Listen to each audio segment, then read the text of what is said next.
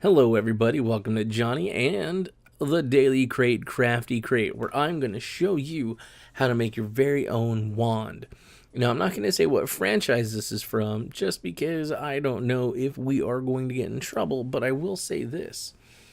There is a little boy with a scar, and I would like to teach you how to make wands that him and his friends have.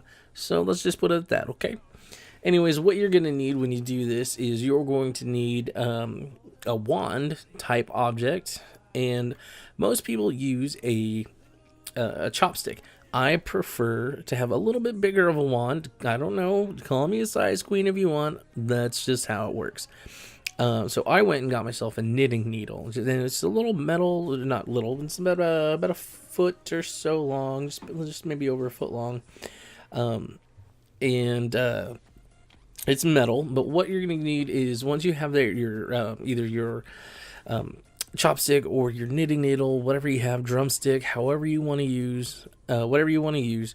What you're going to do is you're going to need some glue, and by glue I mean hot glue from a hot glue gun. So if you're not comfortable with hot glue, maybe get a parent or a guardian to help you out with that, because it's still gonna get hot. And I burned myself doing this, and I did not like it. So yeah. So anyways, what we're gonna do is you're gonna get started by taking the hot glue, and with that hot glue, you are going to start making a huge mess. Rather, you're going to start taking that hot glue and you're going to just put it all around the knitting needle. And by all around it, I mean literally all around it. And you're probably going to want to hold it upside down so the bottom is kind of at the top. And what that does is that helps kind of like let the glue, let gravity take the glue and bring it down, which is what gravity does. Anyways, once you start kind of getting the handle and everything made, you'll kind of notice you'll have it thicker towards that area, and you'll slowly kind of bring it down and make sure you're getting the entire knitting needle or whatever you're going to use completely coated in that glue. And then eventually you are going to get to a spot where you are going to have the entire thing covered, which is a huzzah moment. And give yourself an amazing pat on the back, because especially if you're using a longer object like a drumstick or a knitting needle or something, it's going to seem like it's going to take forever. And don't be discouraged if it's not like smooth and even. This is a wand made out of wood. It doesn't have to be smooth and even. You can try to smooth it out as much as you can by using the tip of the glue gun. Since it's hot, you can still smooth out a little bit. But I think to get like a more organic kind of feel out of your wand, it would be a little bit better to go ahead and go with that uneven kind of look. Especially once you paint it, it looks phenomenal. Anyway, so once you're finished putting the glue on and you get everything taken care of that way, you're gonna want to use some paint. I was using some acrylic paint for my wand, which is what I find works the best.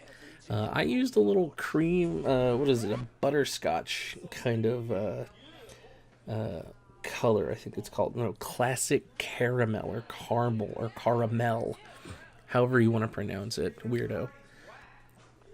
And I used that as kind of a base coat, and then I went and used an antiquing gel to go over top of it.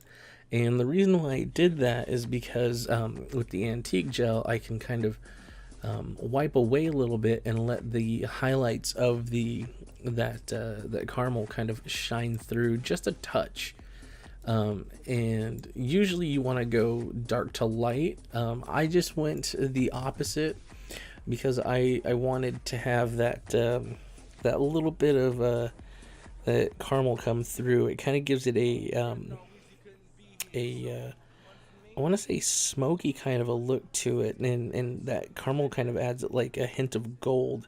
so it feels like it's a little flecks of gold in it, and I really liked that look. It makes my wand feel a little bit more special, to me anyways. You can see here, this is where I start putting on that antique gel. Now that antique gel is normally used for leather working, but it actually worked really good here on the acrylic. So I'm just going to leave it as is and then put that sealer on it, because I really like the way that it turned out. So anyways, once it was done, you just let it dry up and then put a sealer on it. Like I said, you can, like I was trying to say, you can use some hairspray to do some sealant, or if you have some, like, actual, like, sealant that you would get at like a paint shop or whatever, definitely get that. It's totally cool. And that's it. That's all it takes once you're sealed up. And then go ahead and display it or use it. And because it's made of that metal, it's going to be, the one I use, it's going to be harder to break. Yeah, you might chip or whatever. But all in all, I spent less than $5 making this whole thing with the knitting needles that I purchased, and like a lot of the paints. They're less than $1. And then the hot glue gun. I literally got the hot glue gun at a 99-cent store. It cost 99 cents. And then the package of the glue was 99 cents with it. So the glue gun, the glue, the knitting needles, and the paints, 1, 2, 3, 4. Yeah, about $5. And I got myself a Harry Potter wand. The sealant is going to cost a little bit more. That's going to be about $5 to $7 on its own. But like I said, if you have hairspray at home and you're just looking for a quick fix, go ahead and give it a couple of coats of that, let it dry, and you got yourself a Harry Potter wand. You folks have a wonderful evening, and we'll catch you next time on the Crafty Crate for the Daily Crate. My name is Johnny. Peace out and faux shizzle.